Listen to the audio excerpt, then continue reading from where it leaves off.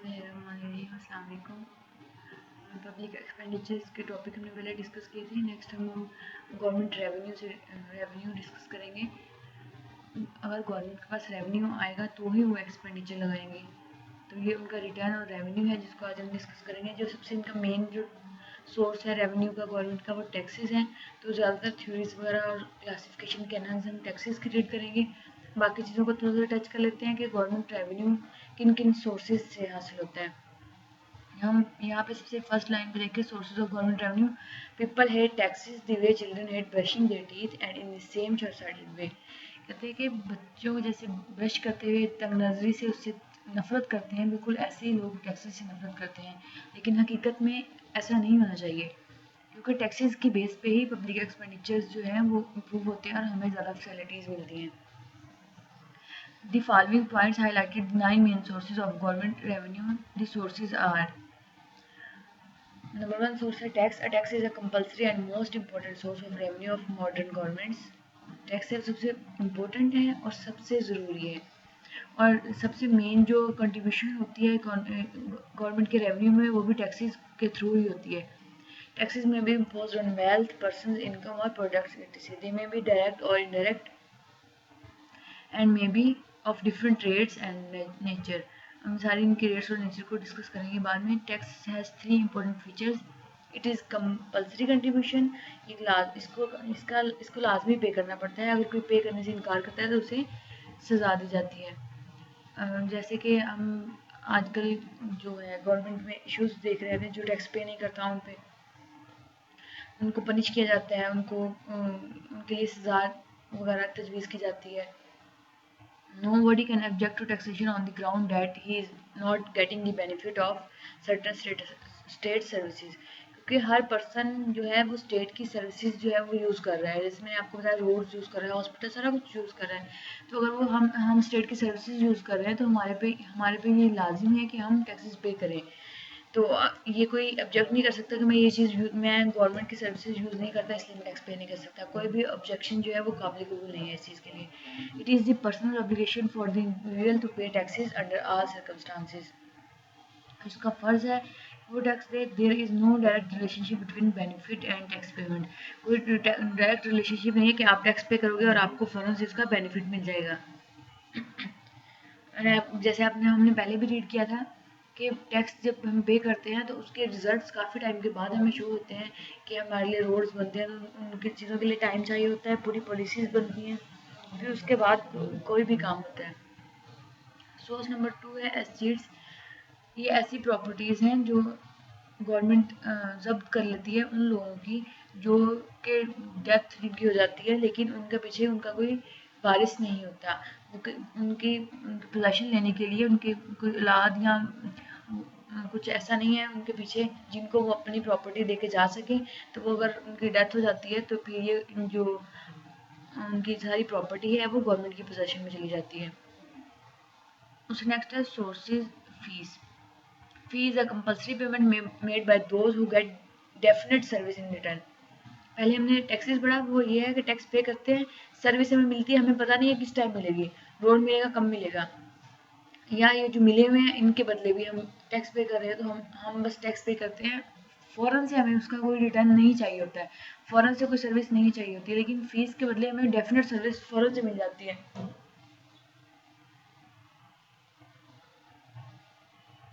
जैसे कि अगर स्कूल की फ़ीस, आप हॉस्पिटल्स की फ़ीस देते हो जाके, गवर्नमेंट हॉस्पिटल्स में भी कुछ ना कुछ फ़ी पे करते हो आप, चाहे वो एक कॉइन ही क्यों ना हो. तो वो जो पेमेंट्स हैं वो जो है वो गवर्नमेंट यूज़ करती है. जो सर्विसेज हमें प्रोवाइड कर रही है उन सर्विसेज की पेमेंट के बदले. यहाँ पे इट इज़ इम्पोज्ड, यहाँ पे देखिए, it is imposed to cover a part of cost of services performed by the state. ये उसकी कॉस्ट को कवर करने के लिए गवर्नमेंट कुछ ना कुछ उसका पार्ट जो है वो हमसे ले लेती है. उससे नेक्स्ट आता है लाइसेंस फ़ी. गवर्नमेंट लाइसेंस इशू करती है. हम गवर्नमेंट से अपील करते हैं कि हमें एक परमिशन दे, एक राइट दे कि हम ये चीज़ यूज़ कर सकें.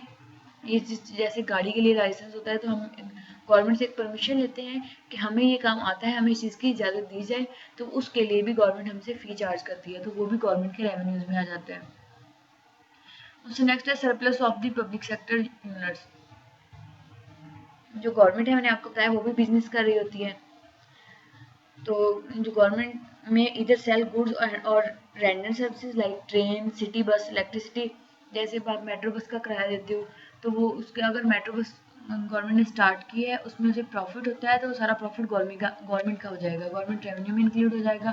तो ये सरप्लस ऑफ पब्लिक सेक्टर जो है, यही है कि जो पब्लिक सेक्टर से जो गवर्नमेंट को रेवेन्यू मिलता है। इलेक्ट्रिसिटी के अगर बिल्स वगैरह चार्ज करते हैं, वहाँ पे इस यूनिट में अगर उन्हें प्रॉफिट होता है। अगर ट्रेन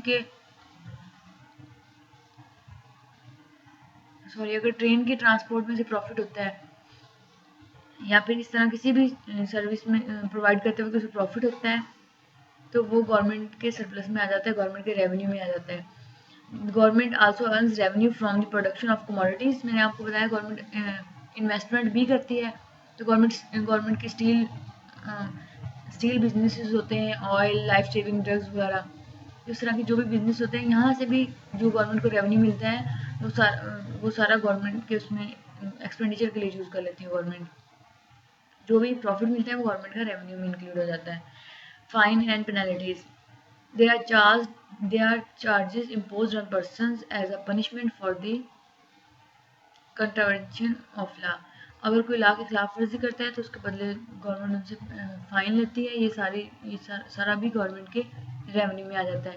गिफ्ट्स एंड ग्रांट्स जो है वो आपको कोई दूसरा कंट्री भी दे सकता है।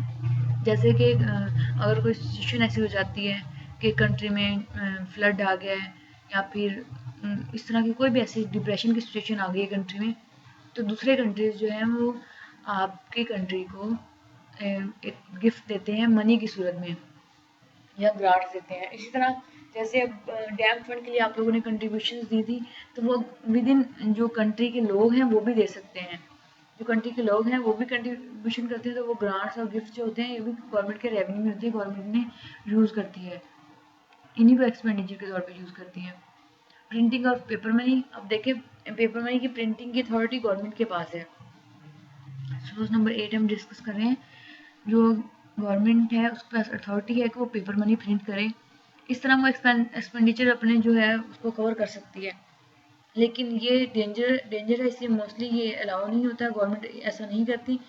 क्योंकि अगर वो मनी ज़्यादा प्रिंट आउट करना शुरू कर दें, मनी के बदले गोल्ड रखा जाता है, जितनी मनी प्रिंट की जाती है उसके बदले गोल्ड रखा जाता है। अगर ये ना किया जाए तो फिर वो इन्फ्लेशन की सिचुएशन बहुत ज़्यादा पैदा हो जाती है, लोगों के हाथ में पैसा बहुत ज़्यादा आ जाता है। तो इस तरह के अगर गवर्नमेंट इस तरह के काम। सोर्स नंबर 8 है printing of paper money. It is another source of revenue of the government. It is a method of creating extra resources. And this method is normally avoided because if once this method of financing is started, it becomes difficult to stop it. Financing का ये method, government के पास authority है कि वो paper money print करती है, तो वो ये है कि ज़्यादा प्रिंटिंग करके, ज़्यादा मनी प्रिंट करके अपने जो एक्सपेंडिचर है उसको पूरा कर सकती है। लेकिन ये चीज़ अवॉइडेबल है, क्योंकि अगर मनी ज़्यादा आ गई, गवर्नमेंट उसे ज़्यादा यूटिलाइज करना शुरू हो गई, मनी की सर्कुलेशन ज़्यादा हो गई, तो फिर इन्फ्लेशन की सिचुएशन पैदा हो जाएगी और बहुत ही ज़्यादा मुश्किल सूरत पैदा हो जाएगी। जब मनी की सर्कुलेशन ज़्यादा होगी तो लोगों के हाथ में बहुत ज़्यादा पैसा आ जाएगा और बहुत ज़्यादा मुश्किल कंडीशन पैदा हो जाएगी। दैट्स वाई ये इतना इस मेथड को ज़रा अवॉइड किया जाता है रेवेन्यू के। Borings from the public is another source of government revenue. It is includes loans. Public जो गवर्नमेंट लोन्स लेती है वो किसी भी सूरत में हो सकते हैं। जैसे हम बैंक में डिपॉजिट कराते हैं अपनी अमाउंट, तो वो भी गवर्नमेंट यूज़ कर सकती है। बॉन्ड्स वो हमें जारी करती है, बॉन्ड्स खरीदते हैं, उसके बदले मनी पे करते हैं, तो गवर्नमेंट वो मनी यूज़ करती है। बॉन्ड्स हमारे पास रहते हैं और गवर्नमेंट उसके बदले मनी लेके हमसे वो यूज़ करती है। उसके इन्वेस्टमेंट से जो रिटर्न होते हैं उनसे हमें बॉन्ड्स की पेमेंट रीपे करती है। नेक्स्ट, सबसे फर्स्ट जो सोर्स टैक्सेस था, मेन यही पे डिस्कस होगा आप लोगों का। इसके हम टाइप्स रेट करते हैं। There are 3 main types of taxes. Progressive tax होते हैं, प्रोपोर्शनल टैक्स होते हैं, रिग्रेसिव टैक्स होते हैं। टैक्स डायरेक्ट और इनडायरेक्ट टैक्सेस वो होते हैं जो डायरेक्ट इनकम या प्रॉफिट पे आप लोगों के वेल्थ पे आप लोगों पे टैक्स चार्ज होते हैं। जैसे किसी पर्सन की इनकम है उस पर डायरेक्ट टैक्स चार्ज होगा, किसी पर्सन की प्रॉपर्टी है उस पर डायरेक्ट टैक्स चार्ज होगा। लेकिन इनडायरेक्ट टैक्सेस वो टैक्सेस होते हैं जो डायरेक्ट आपको किसी चीज़ पे चार्ज नहीं होते, लेकिन आप जब चीज़ें परचेज करने जाते हो तो उस वक्त आपको पे करने पड़ते हैं। वो भी आप इस तरह पे नहीं करते कि आप टैक्स पे कर रहे हो, वो आप इनडायरेक्टली पे करते हो। आप गुड्स एंड सर्विसेज खरीदते हो तो वो उसके बदले उनमें ऑलरेडी टैक्स की एक पेमेंट इंक्लूड होती है जो कि सेलर और बायर दोनों के दरमियान डिवाइड हो जाती है। A marginal tax rate is an extra tax imposed for each additional money earned. Marginal tax rate क्या होता है, इस चीज़ को माइंड में रखिए।